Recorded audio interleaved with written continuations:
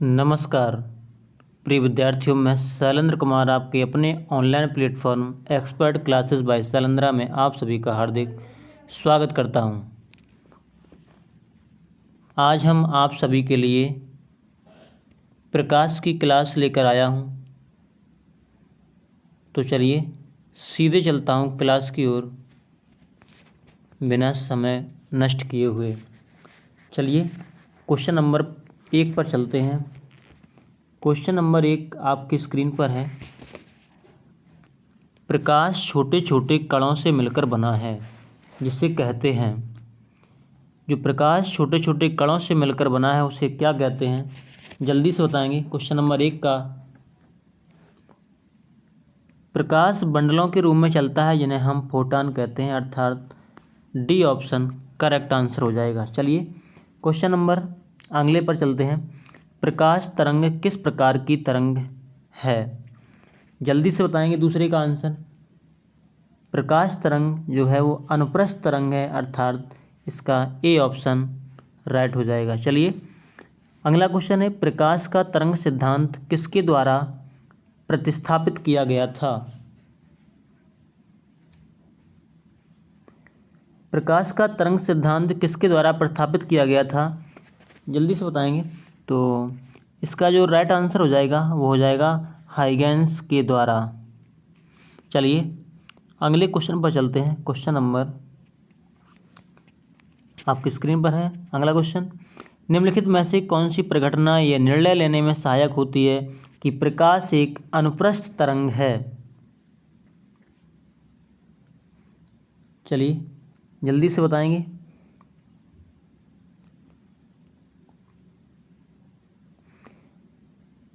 निम्नलिखित में से कौन सी परिघटना यह निर्णय लेने में सहायक होती है कि प्रकाश एक अनुप्रस्थ तरंग है, और ये कहलाता है ध्रुवीकरण,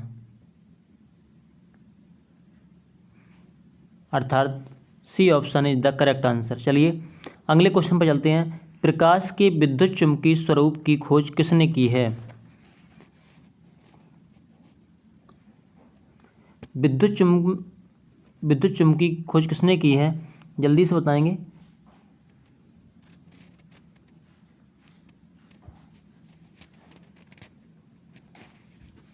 तो 5 का जो राइट आंसर हो जाएगा वो हो जाएगा सी, अर्थात मैक्सवेल ने बताया है। चलिए यह है किसने सर्वप्रथम यह दिखलाया कि प्रकाश तरंगों का विवर्तन होता है। प्रकाश तरंगों का विवर्तन होता है, ये किसने बताया है सबसे पहले। चलिए तो ये बताया है ग्रिमाल्डी ने। चलिए A option is the correct answer. चलिए अगले क्वेश्चन पर चलते हैं। प्रकाश विद्युत प्रभाव का प्रतिपादन किया। प्रकाश विद्युत प्रभाव का किसने प्रतिपादन किया था, जल्दी से बताएंगे। 7 के लिए आंसर करेंगे। 7 का जो राइट आंसर हो जाएगा वो हो जाएगा आइंस्टीन। प्रकाश विद्युत प्रभाव आइंस्टीन का समीकरण है। चलिए अगले क्वेश्चन पर चलते हैं। निम्नलिखित में से कौन सी घटना प्रकाश और ध्वनि दोनों में घटित नहीं होती है। दोनों में घटित नहीं होती है, जल्दी से बताएंगे। ऐसी कौन सी घटना है जो प्रकाश और ध्वनि दोनों में घटित नहीं होती है। चलिए जल्दी से बताएंगे इसका आंसर। जो 8 का जो राइट आंसर हो जाएगा वो हो जाएगा ध्रुवण। चलिए बी ऑप्शन आपका करेक्ट आंसर है। क्वेश्चन नंबर अगले पर चलते हैं। किसी अवरोध की कोर से प्रकाश का मोड़ना कहलाता है, जल्दी से बताइए। किसी अवरोध की कोर से प्रकाश का मोड़ना क्या कहलाता है। यानी कि जब प्रकाश मुड़ता है किसी भी किनारे से तब वो क्या कहलाता है, जल्दी से बताएंगे। तो ये कहलाता है विवर्तन। चलिए अगले क्वेश्चन पर चलते हैं। निम्नलिखित में से कौन सा सिद्धांत प्रकाश के तरंग प्रकृति की पुष्टि करता है? प्रकाश के तरंग प्रकृति की पुष्टि करता है।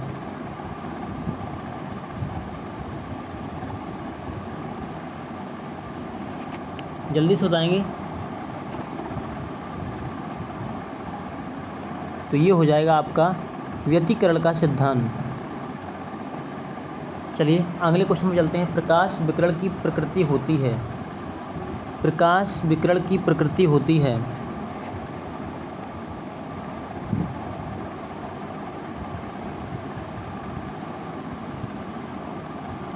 तो ये तो बिल्कुल सिंपल क्वेश्चन है। प्रकाश तरंग एवं कण दोनों के समान चलता है, अर्थात C option is the correct answer. चलिए अगले क्वेश्चन पर चलते हैं। प्रकाश के चिकने पृष्ठ से टकराकर वापस लौटने की घटना को क्या कहते हैं? जल्दी से बताएंगे इसका आंसर। इसका जो राइट आंसर हो जाएगा वो हो जाएगा प्रकाश का परावर्तन, अर्थात B option is the correct answer. चलिए अगले क्वेश्चन पर चलते हैं। प्रकाश का वेग सर्वप्रथम किसने ज्ञात किया था? अरे बिल्कुल रटा रटाया क्वेश्चन है। इसका आंसर हो जाएगा रोमर। चलिए अगले क्वेश्चन पर चलते हैं। प्रकाश का वेग किसमें अधिकतम होता है? एकदम रटा रटाया क्वेश्चन है। प्रकाश का वेग किसमें अधिकतम होता है? तो ये हो जाएगा option number C is the correct answer, अर्थात निर्वात में प्रकाश का वेग सबसे अधिक होता है। चलिए अगले क्वेश्चन को देखेंगे। माध्यम के तापमान में वृद्धि के साथ प्रकाश की गति। माध्यम के तापमान में वृद्धि के साथ प्रकाश की गति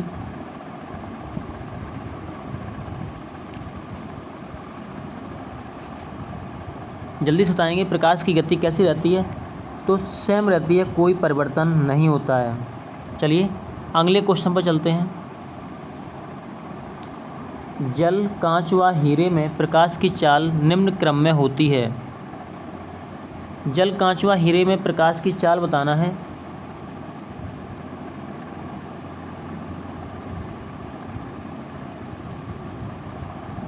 जल्दी से बताइए।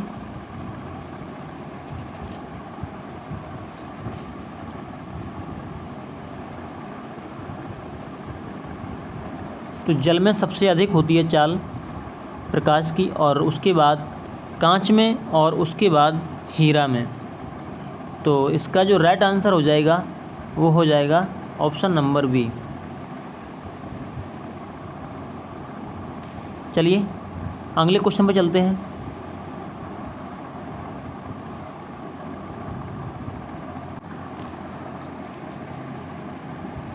चंद्रमा से पृथ्वी तक आने में प्रकाश को लगभग कितना समय लगता है?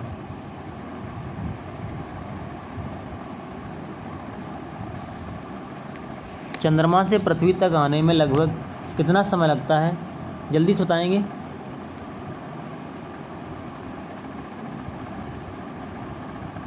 तो यहाँ पर जो सही हो जाएगा आंसर वो हो जाएगा 1 सेकंड।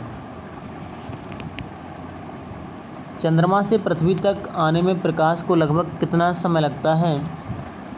तो ये आपका 1 सेकंड हो जाएगा, यानी कि बहुत ही जल्दी आ जाती है। जो प्रकाश की किरण है वो बहुत जल्दी ज़मीन पर आ जाती है। चलिए, सूर्य का प्रकाश हमारे पास लगभग कितने समय में पहुंचता है? लगभग में बताना है इसका आंसर, अप्रॉक्स में। तो ये हो जाएगा आपका 8 मिनट।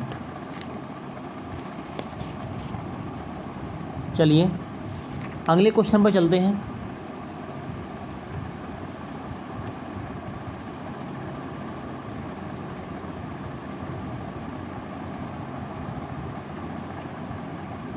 इसको देख लेते हैं दोबारा से इस क्वेश्चन को।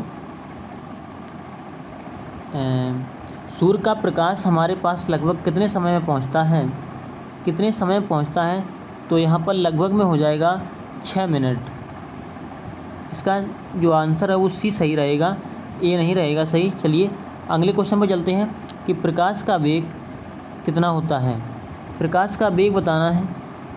प्रकाश का वेग कितना होता है, तो 3 × 10⁸ सेंटीमीटर पर सेकंड, 3 × 10⁸ मीटर पर सेकंड, 3 × 10⁸ किलोमीटर प्रति सेकंड और 3 × 10⁸ मील पर सेकंड। तो भैया 3 × 10⁸ मीटर प्रति सेकंड होता है, अर्थात इसका वी ऑप्शन करेक्ट हो जाएगा। चलिए अगले क्वेश्चन पर चलते हैं।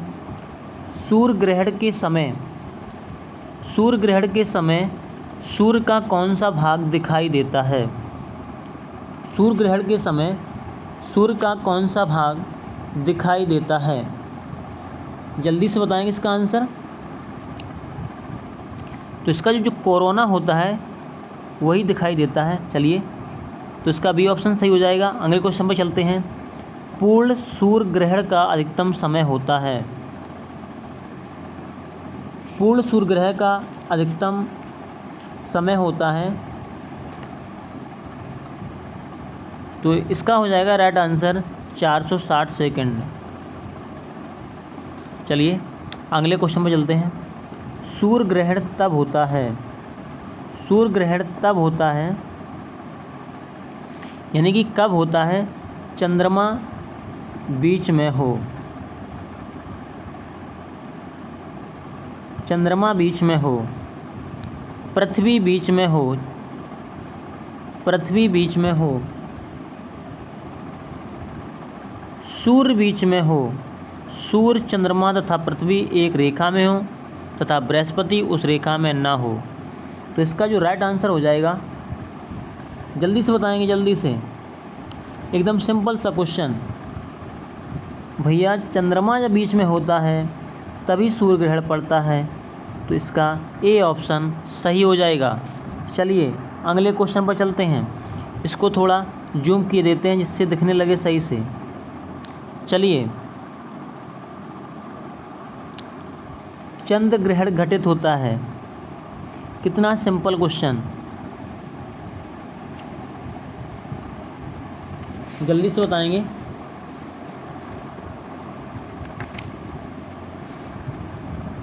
चंद्र ग्रहण कब पड़ता है,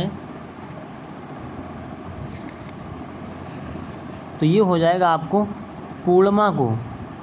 ये कब हो जाएगा, ये हो जाएगा पूर्णिमा को पड़ता है और सूर्य ग्रहण होता है अमावस्या को।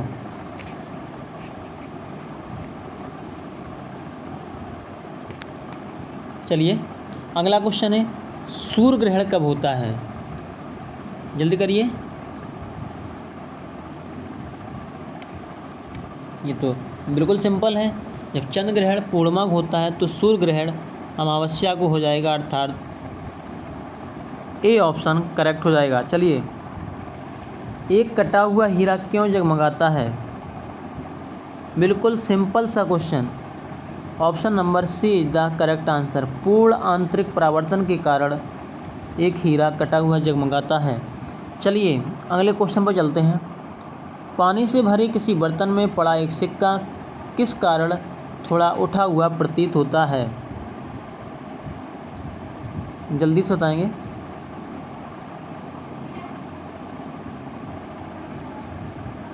जल्दी से बताइए इसका आंसर।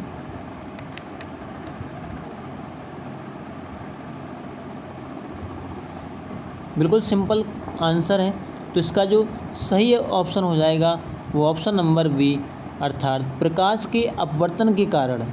चलिए बी ऑप्शन सही है। चलिए अगले क्वेश्चन में चलते हैं। पानी में लटका कर बैठे हुए व्यक्ति को उसका पैर मुड़ा हुआ और छोटा दिखाई पड़ता है, किस कारण से, जल्दी से बताइए। तो भैया ये धोखा होता है और ये अपवर्तन के कारण होता है, अर्थात option number A is the correct answer. चलिए, जब एक कॉम्पैक्ट डिस्क यानी कि सीडी को सूर्य के प्रकाश में देखी जाती है तो इंद्रधनुष के समान रंग दिखाई देते हैं, इसकी व्याख्या की जा सकती है, बताइए जल्दी से। परावर्तन एवं विवर्तन की परिघटना के आधार पर, परावर्तन एवं पारगमन की परिघटना के आधार पर, विवर्तन एवं पारगमन की परिघटना के आधार पर, या अपवर्तन, विवर्तन एवं पारगमन की परिघटना के आधार पर? जल्दी से आंसर करिए।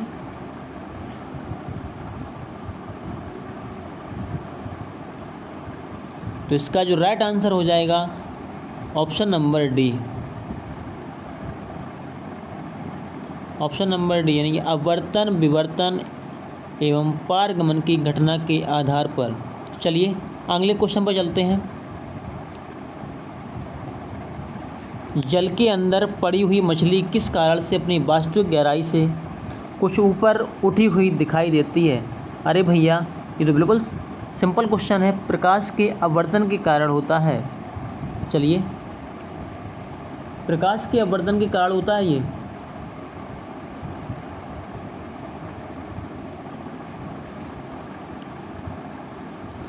अगला क्वेश्चन, अगले क्वेश्चन पर चलेंगे। जल के अंदर मौजूद व्यक्ति को किस कारण जल की सतह से ऊपर की वस्तु अपनी वास्तविक स्थिति से अपेक्षाकृत अधिक ऊंचाई पर प्रतीत होती है? आंसर करिए जल्दी से।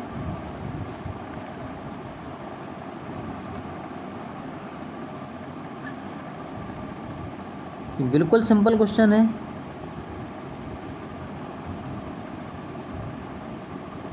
जल के अंदर मौजूद व्यक्ति को किस कारण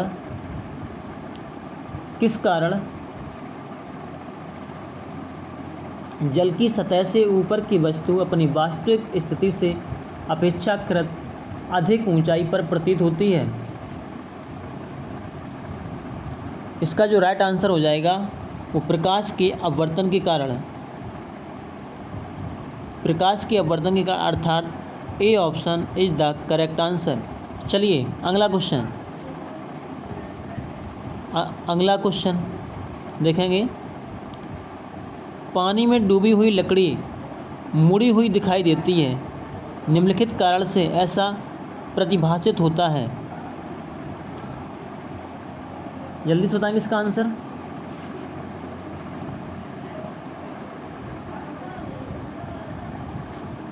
ये सभी प्रकाश के अपवर्तन के कारण हैं। चलिए, अर्थात इसका सी ऑप्शन सही हो जाएगा।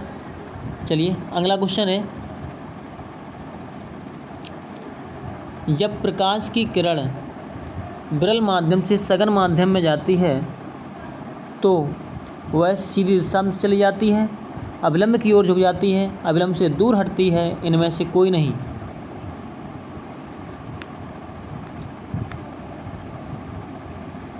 जल्दी से बताएंगे।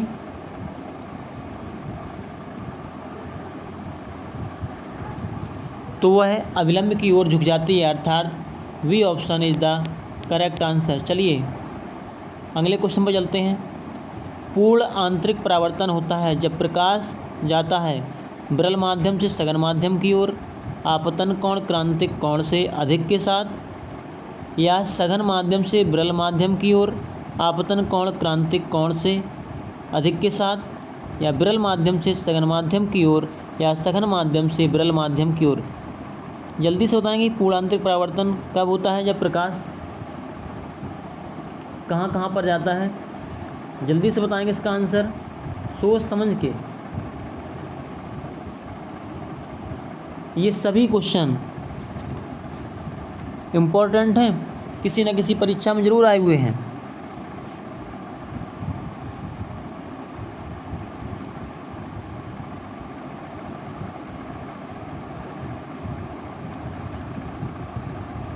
इसका जो राइट आंसर हो जाएगा वो ऑप्शन नंबर हो जाएगा बी, सघन माध्यम से विरल माध्यम की ओर आपतन कोण क्रांतिक कोण से अधिक के साथ। चलिए अगले क्वेश्चन पर चलते हैं। इंद्रधनुष किस कारण से बनता है? इंद्रधनुष किस कारण से बनता है? इतना सिंपल क्वेश्चन।